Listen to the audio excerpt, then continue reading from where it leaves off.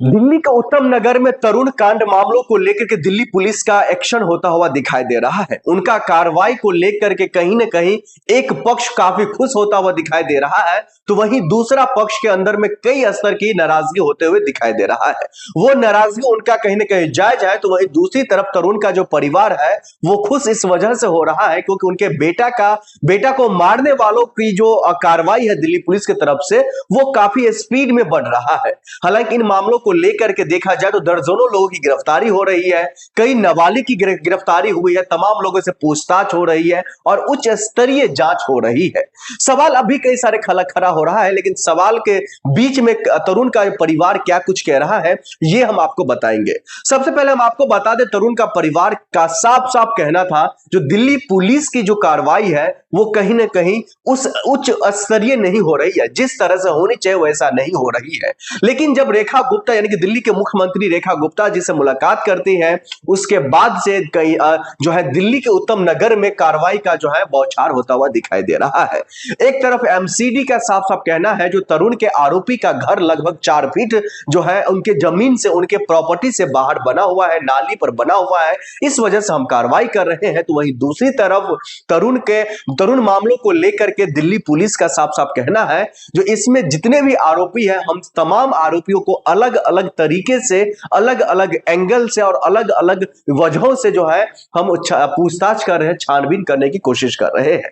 वहीं हम आपको बता दें, हालांकि तरुण का परिवार तो कई स्तरीय जांच की मांग कर रहे हैं। उनका तो साफ साफ कहना है जिस तरीके से हमारे घर का बेटा गया है वैसे ही इन लोगों को फांसी के फंदे पर लटका देना चाहिए, क्योंकि इस प्रदेश में यानी कि दिल्ली में जो भारत देश का राजधानी है, अगर यहां पर एक युवक सुरक्षित नहीं है, अगर यहां पर एक जनता सुरक्षित नहीं है तो फिर भला देश के और कोने में क्या हाल होता होगा।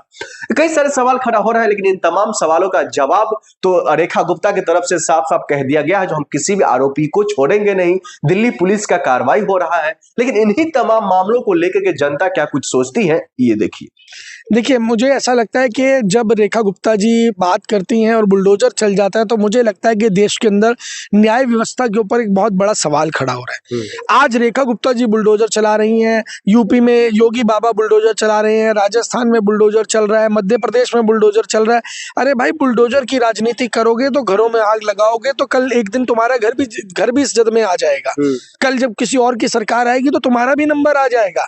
जैसे जब बोला जाता था कि सीबीआई जो है वो कांग्रेस का तोता है, अगर कांग्रेस उस तोते को आजाद कर देती तो आज वो तोता भाजपा की कैद में ना होता। आज भाजपा के पास समय है उस तोते को आजाद करने का, ईडी को आजाद करने का। अगर तुम नहीं छोड़ोगे तो कल भाजपा का नंबर आ जाएगा। लेकिन अभी का जो माहौल है, दिल्ली का माहौल है, वो काफी मतलब जो गर्म माहौल है, खासतौर पर तरुण मामलों को लेकर के कहा यह जा रहा है जो आने वाले वक्त में हम उनका परिवार कह रहे हैं जो हमें भरोसा नहीं है दिल्ली पुलिस पर, सीबीआई की जांच की मांग कर रहे हैं। अब उनका परिवार का बयान आता है जो हमें सीबीआई पर भी भरोसा नहीं है, जो आरोपी है उसका एनकाउंटर होना चाहिए।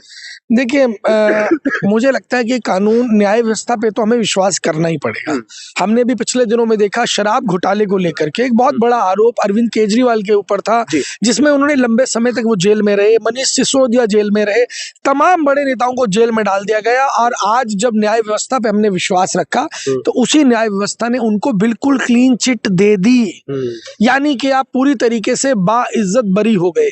और आज दिल्ली की जनता अपने आप को ठगा हुआ महसूस कर रही है, क्योंकि भारतीय जनता पार्टी ने उस मुद्दे को प्लांट किया था, उसके ऊपर पैसा खर्च किया था और उन तमाम नेताओं को डिफेम करने का जो कोशिश की थी, सफलतापूर्वक कोशिश की थी, मैं ये कहना चाहूंगा।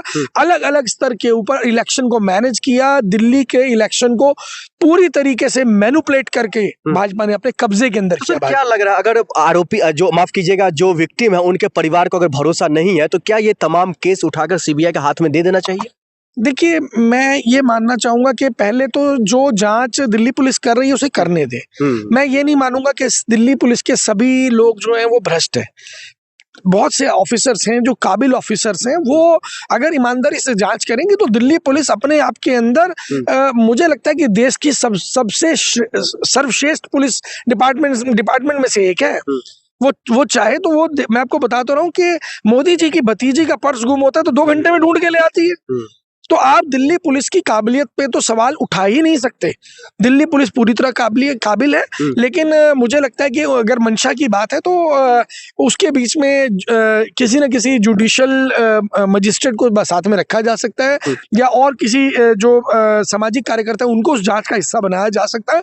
जांच नीचे के स्तर पे भी अच्छी हो सकती है। सर, क्या लग रहा है इन मामलों को लेकर के रेखा गुप्ता जी का दोहरा रवैया चल रहा है? क्योंकि मुस्लिम पक्ष लगातार कह रहे सरकार हमारे साथ वो व्यवहार नहीं कर रही है, चाहे वो कानूनी तौर पर जो है हमारे साथ खड़ा हो ना, या फिर किसी और अन्य मामलों को लेकर।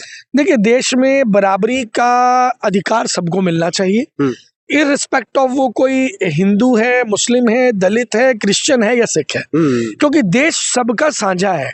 आजादी की लड़ाई में बलिदान सबने बराबर दिया है, और आज देश की तरक्की में भी सभी लोग मिलकर के बराबर से अपना अपना योगदान देने का काम कर रहे हैं। तो कानून का अधिकार, न्याय का अधिकार भी बराबर है।